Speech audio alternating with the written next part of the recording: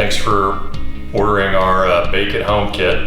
And we're gonna take you through 2 ways to do it and give you some other ideas on ways to get creative should you wanna do things beyond that.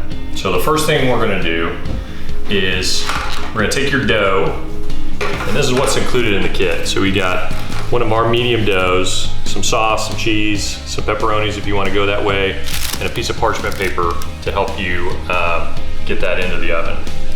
And per the instructions, we ask that you take your dough and you wanna let it come to room temperature, because once it gets a little bit warmer, it's gonna be a lot easier to work with.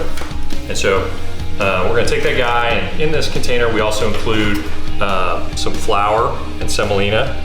And so that's gonna give you something to get this guy slacked out and pushed out into a pizza shape. So you wanna start by just kind of pushing from the middle out. And what you're doing is kind of making a little crust.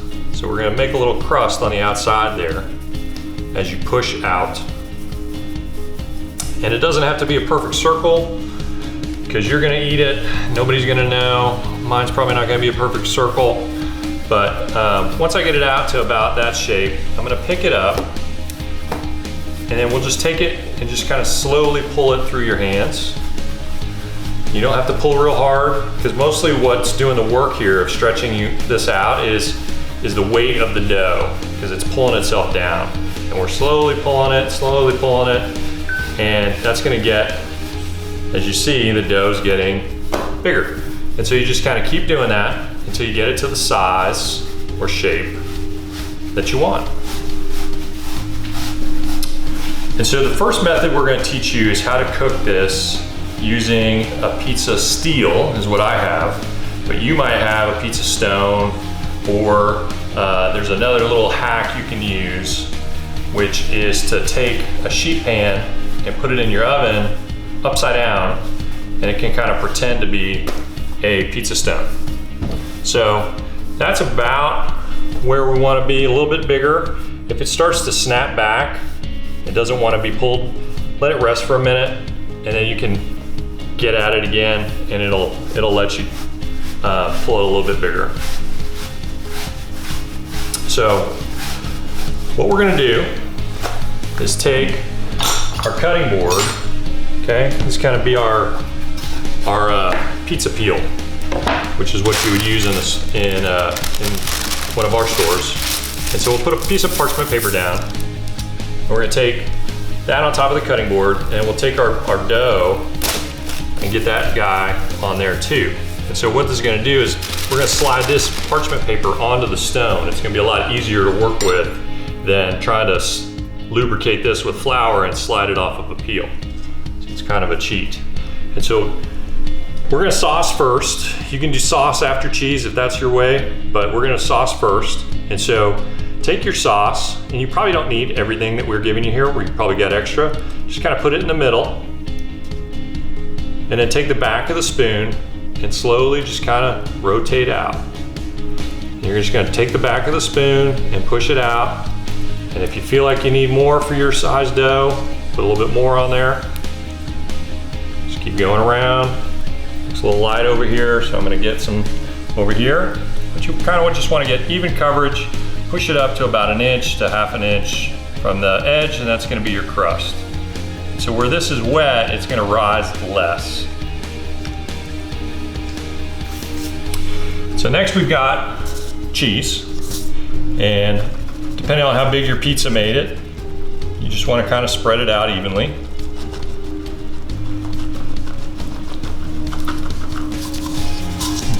You can get it in your hands, and spread it out. And so even though you see some red through here, that's okay, because you don't want too much cheese, because it gets oily and will make your dough and your pizza feel kind of wet. And so this one, we're gonna make a pepperoni pizza. So we've given you some pepperonis, just like we use in a store. And you want to just kind of peel those out and tile them out. So depending on how big of a dough you made for your pizza, these can overlap a little bit, because when they bake, the fat renders off. and they shrink. So overlapping a little bit, no big deal. And then just get all these tiled out on here.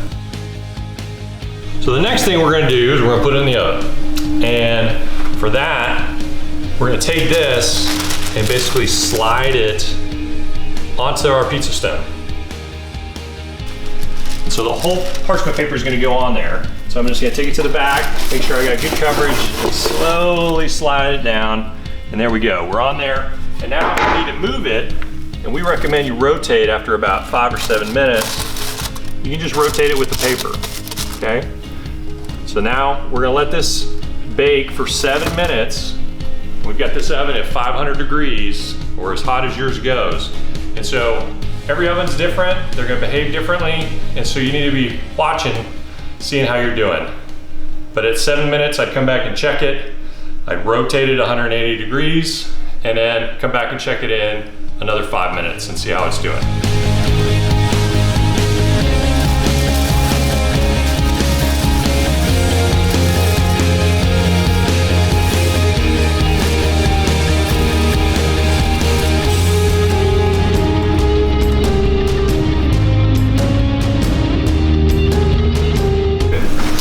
Okay, so we've rotated, we've timed, and so now we're gonna check our pizza and make sure it's ready to go. And so what we're looking for is this kind of crisp, dark brown here, and then you wanna check the bottom and take a look, and you can see we got a little scorch marks and looking crispy.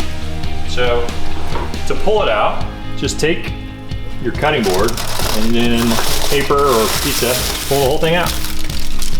You're gonna let that rest for a minute or two, and then we're gonna cut it.